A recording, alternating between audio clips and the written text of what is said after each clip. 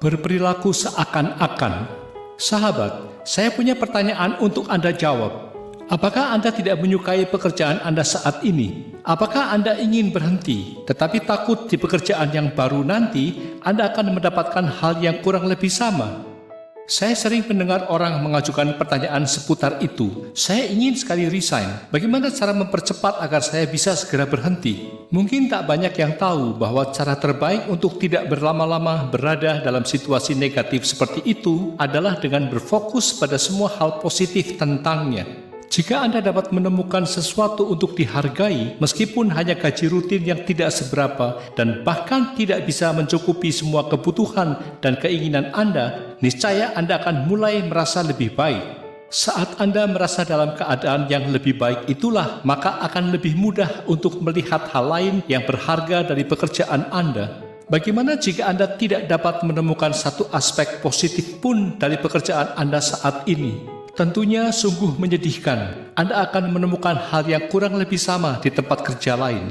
Terkadang memang lebih mudah untuk membawa diri ke dalam cara berpikir yang baru atau a new way of thinking ketimbang cara bertindak yang baru atau a new way of acting. Begitu juga dengan mengubah kebiasaan buruk. Saya terbayang kembali kenangan sekian belas tahun lalu ketika masih menjadi perokok. Saat itu saya berpikir untuk berhenti merokok. Entah berapa ratus kali pikiran itu melintas, tapi saya tidak berhasil melewati satu hari pun tanpa rokok selama hampir 20 tahun menjadi perokok. Kepada peserta program saya sering bertanya, sudah berapa lama Anda berpikir untuk menghentikan kebiasaan negatif ini? Apakah ada gunanya kalau hanya memikirkan saja tanpa bertindak? Saya katakan bahwa jika mereka mulai bertindak seperti apa yang mereka inginkan atau lakukan, maka pikiran dan perasaan mereka akan mengikuti.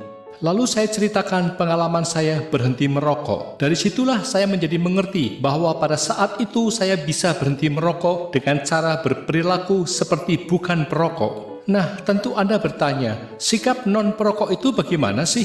Kalau tangan para perokok memegang rokok, bagaimana dengan yang non-perokok? Jawabannya cukup jelas, mereka melipat tangan. Saya membayangkan, melipat tangan ketika saya sangat ingin merokok adalah cara yang masuk akal dan ternyata jitu. Saya berhasil. Sejak saat itu hingga sekarang, belasan tahun kemudian, saya tidak pernah lagi tergoda dengan rokok. Hal ini juga tak luput dari bantuan teknik-teknik NLP seperti Swiss Pattern, Submodality Shifting, Decision Destroyer, dan lain-lain untuk meneguhkan agar saya tidak terjebak pada pola lama saya, yakni merokok. Anda bisa melakukan modeling untuk mengatasi rasa tidak suka pada pekerjaan Anda sekarang. Daripada mencoba mengubah cara berpikir tentang pekerjaan Anda, mulailah mencoba berperilaku seakan-akan Anda menikmati pekerjaan Anda saat ini. Apa yang akan Anda katakan atau lakukan secara berbeda? Cobalah bertindak dengan cara baru dan berfokuslah pada hal-hal positif tentang pekerjaan Anda. Lalu perhatikan betapa kini Anda merasa jauh lebih baik. Anda akan segera menemukan diri Anda di tempat kerja dengan perasaan baru yang lebih positif, menghasilkan getaran baru yang akan menarik berbagai situasi dalam pekerjaan Anda saat ini. Atau Anda akan menemukan diri Anda seakan Anda bekerja di tempat baru